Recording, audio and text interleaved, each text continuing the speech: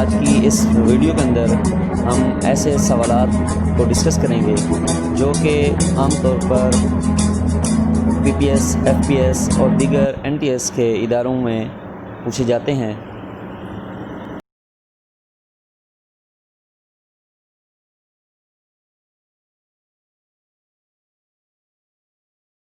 السلام علیکم۔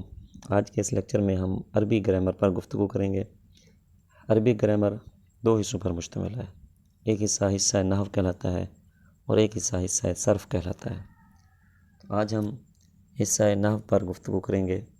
حصہ نحو کے بارے میں مشہور ہے النحو فی العلوم کالبدر فی النجوم۔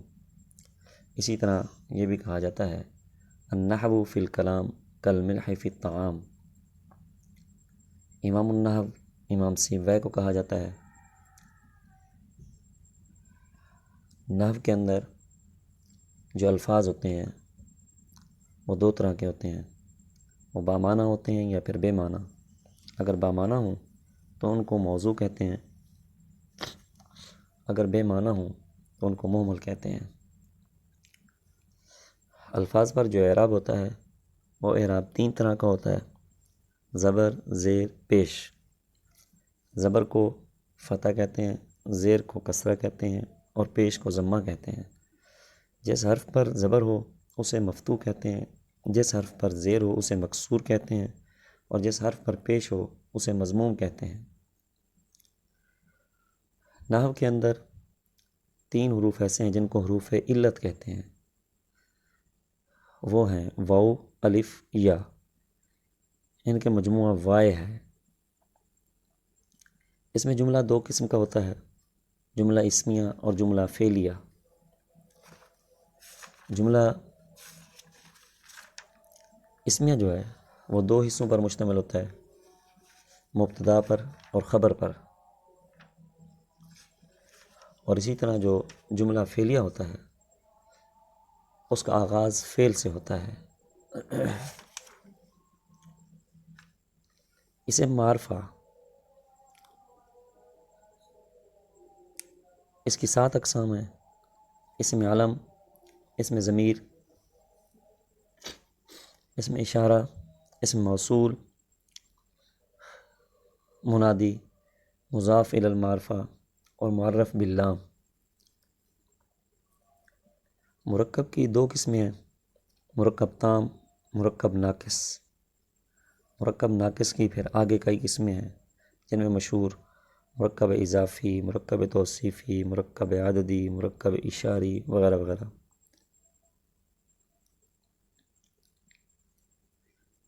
اس کا جو جملہ ہوتا ہے اس جملے میں تین چیزیں زیادہ اہمیت کی حامل ہیں، کہ جیسے اسم، فعل، حرف۔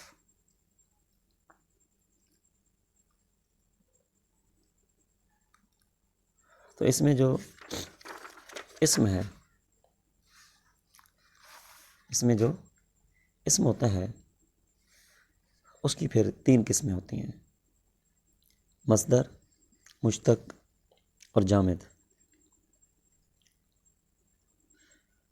مصدر وہ ہوتا ہے کہ جس سے کوئی آگے دوسرے الفاظ بنائے جائیں۔ مشتق وہ ہوتا ہے جو مصدر سے بنے، اور جامد وہ ہوتا ہے جو نہ خود کسی سے بنے اور نہ اس سے کوئی اور الفاظ بنے۔ تو اس میں جو اسماء مشتقات ہیں وہ 7 قسم کے بتائے گئے ہیں۔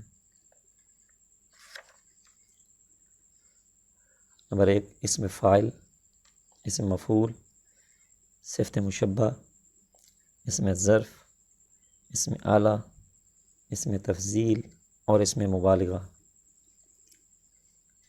اسم فاعل، فاعل کام کرنے والے کو کہتے ہیں۔ اسم فاعل کے 6 صیغے ہوتے ہیں۔ پھر اسم مفعول، مفعول اس کو کہتے ہیں جس پر کوئی کام واقع ہوا ہو۔ اسم مفعول کے بھی 6 صیغے ہوتے ہیں، ان میں 3 مذکر کے ہوتے ہیں اور 3 مؤنث کے ہوتے ہیں۔ صفت مشبہ وہ صفت ہوتی ہے کہ جس کے اندر صفت پائیداری کے ساتھ پائی جائے، جیسے کریم، شریف. اور اسی طرح اسم اعلیٰ وہ اسم مشتق ہے جو کسی ایسی چیز کے بارے میں بتائے جو کسی کام کے کرنے کا ذریعہ بنے، مطلب اوزان بنے، کسی کام کے کرنے کا آلہ بنے، جیسے مفتاح، چابی وغیرہ. اسم ظرف وہ اسم مشتق ہے کہ جو کسی کام کے کرنے کے زمانے کے بارے میں بتائے یا یہ بتائے کہ یہ کام کون سے زمانے میں اور کس جگہ پر ہوا ہے. تو گویا جس کے اندر زمان اور مکان کی بات ہو وہ اس میں ظرف ہوتا ہے. پھر اس کی دو قسمیں بتائی جاتی ہیں، ظرف زمان، ظرف مکان. پھر اس میں تفضیل وہ اسم ہوتا ہے جس میں کسی چیز کی صفت دوسری چیزوں کی نسبت، مطلب دوسروں کے مقابلے میں زیادہ سمجھی جائے، جیسے اکبر، سب سے بڑا، اعلم وغیرہ. اس میں مبالغہ وہ اس میں مشتق ہے کہ جس میں فی نفسی مصدری معنی کی زیادتی پائی جائے. اس کے جو اکثر اوزان ہوتے ہیں وہ سماعی ہوتے ہیں. اسم جو ہے یہ حروف اصلیہ کے اعتبار سے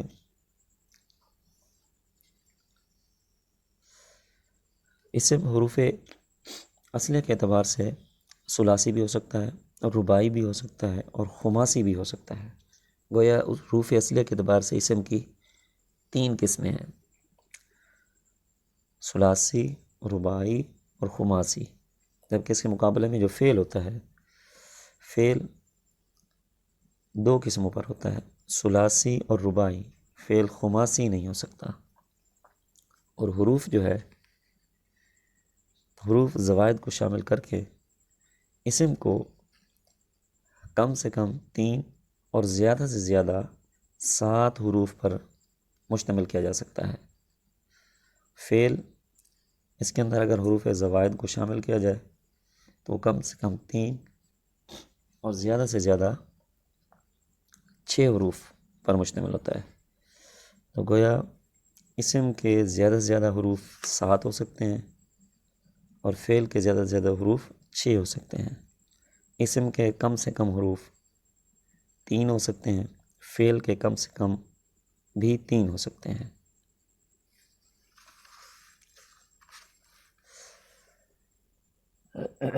مؤنث اسم کی یہ قسم مؤنث وہ اسم ہوتا ہے جس میں علامت تانیث لفظی یا پوشیدہ طور پر موجود ہو.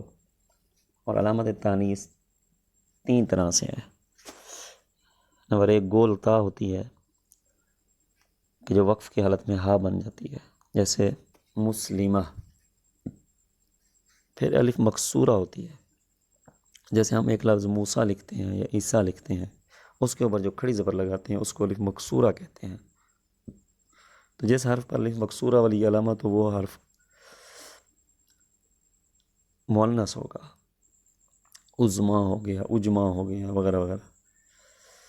عیسیٰ کا لفظ بھی ہو گیا. تیسری قسم مؤنث کی الف ممدودہ ہوتی ہے. الف ممدودہ جیسے ہم حمراء کا لفظ بولتے ہیں، اسی طرح الزہراء کا لفظ ہم بولتے ہیں، تو اس کے آخر میں جو الف آ رہا ہے وہ الف ممدودہ کہلاتا ہے. اسی طرح ذات کے اعتبار سے مؤنث کی 2 قسمیں ہیں، مؤنث حقیقی اور مؤنث لفظی. عدد کے اعتبار سے اسم کی 3 قسمیں ہیں، واحد، تثنیہ، جمع. پھر جمع کے آگے پھر 3 قسمیں ہوتی ہیں، جمع سالم، جمع مکسر، جمع منتہی الجموع.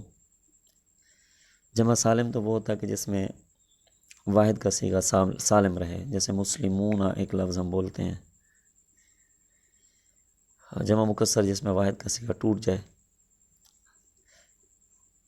اور اسی طرح ایک اسم جمع بھی ہے، اس کا مطلب ہوتا ہے کہ ایسا لفظ جو بظاہر مفرد نظر آئے مگر زیادہ چیزوں پر بھی وہ بولا جا سکتا ہے. جیسے قوم، فوج، یہ وہ الفاظ ہیں جو اسم جمع کہلاتے ہیں۔ مرفوعات کی تعداد 8 ہے۔ فاعل، نائب فاعل، مبتدا، خبر، انا وغیرہ کی خبر، کانا وغیرہ کا اسم، ما ولا کا اسم، لا نفی جنس کی خبر۔ اس میں مرفوعات میں ایک قسم ہے جس کو ہم نے انا وغیرہ کی خبر کے حوالے سے پڑھا، تو ان کو حروف مشبہ بالفعل بھی کہتے ہیں۔ تو ان کا عمل یہ ہوتا ہے کہ یہ اپنا اسم جو ہوتا ہے اس کو یہ نصب دیتے ہیں اور اپنی خبر کو یہ رفع دیتے ہیں، اور یہ ٹوٹل 6 ہیں: انا، انا، کانا، لاکنہ، لیتا، لعلہ۔ اس میں جو انا کا لفظ ہے وہ ہمیشہ جملے کے شروع میں آتا ہے، اور انا کا لفظ یہ ہمیشہ جملے کے درمیان میں آتا ہے۔ اسی طرح افعال ناقصہ وہ اپنے اسم کو رفع دیتے ہیں اور اپنی خبر کو نصب دیتے ہیں۔ گویا حروف مشبہ بالفعل کے عمل کے الٹ افعال ناقصہ کا عمل ہے۔ افعال ناقصہ میں کانا، سارا، اصبح، امسا، اضحا، ظلا، باتا، ما باریا، ما داما، من فکا، ما زالا وغیرہ وغیرہ، یہ الفاظ ہیں کہ جو افعال ناقصہ کہلاتے ہیں۔ اسی طرح مرفوعات میں ما اور لا کا اسم ہے، لا نفی جنس کی خبر، یہ مرفوع ہے۔ منصوبات اس میں 12 ہیں: مفعول بھی، مفعول مطلق، مفعول لہو، مفعول معہ، مفعول فی، حال، تمیز، مستثنی، انا وغیرہ کا اسم، کانا وغیرہ کی خبر، ما ولا کی خبر، لا نفی جنس کا اسم، یہ منصوبات۔ گویا مرفوعات 8 ہو گئے، منصوبات 12 ہو گئے۔ اس کے بعد مجرورات ہیں۔ مجرورات 2 قسموں پر مشتمل ہیں: بحرف جر کوئی جملہ مجرور ہوتا ہے، یا بالاضافت کوئی جملہ مجرور ہوتا ہے۔ جس فعل کے فاعل کا معلوم ہو اسے معروف کہتے ہیں۔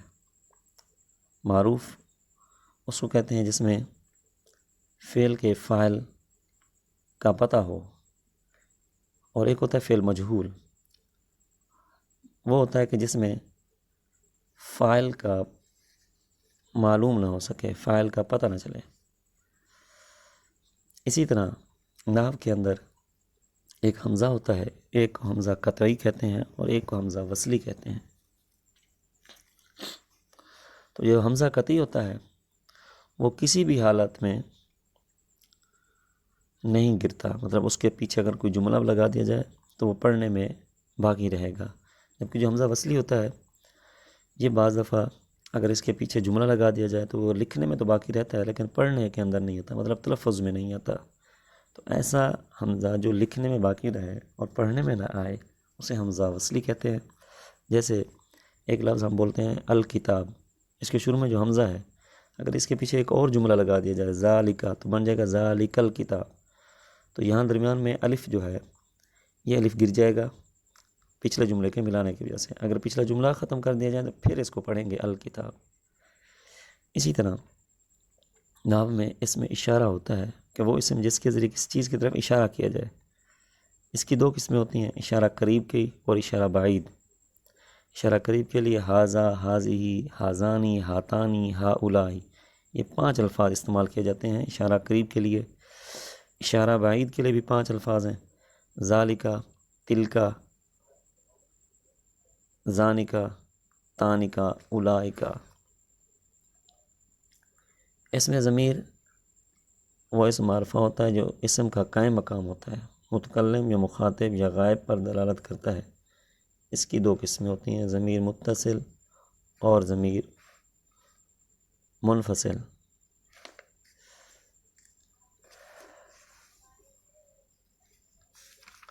امید ہے نحو کی بنیادی باتیں سمجھ آئی ہوں گی۔ اللہ تعالیٰ ہم سب کا حامی ناصر ہو۔ السلام علیکم ورحمۃ اللہ وبرکاتہ۔ سیکنڈ پارٹ میں مزید کچھ MCQs کو کور کریں گے جو کہ اسلامیات یا اسلامک اسٹڈیز کے حوالے سے امپورٹنٹ ہیں، اور پاس پیپرز میں پوچھے گئے ہیں. Thank you so much for watching. اللہ حافظ.